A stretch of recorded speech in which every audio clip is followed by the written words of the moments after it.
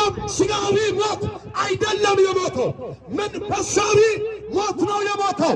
ከዛ ከመንፈሳዊ ሞት ከዘላለማዊ ሞት ሊያድነን የሞተልን እንዳለ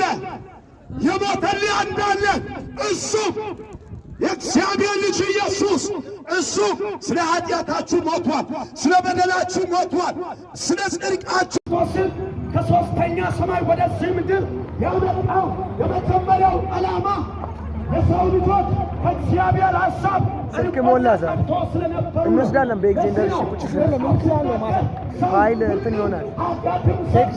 ለእግዚአብሔርም ክብር ጎሏል ይላል። አያችሁ አንቺ ማዲያ ሰርተሻል፣ አንተም በኤግዜንደር ወስድና ሰርታ ለዚህ ነው መጽሐፍ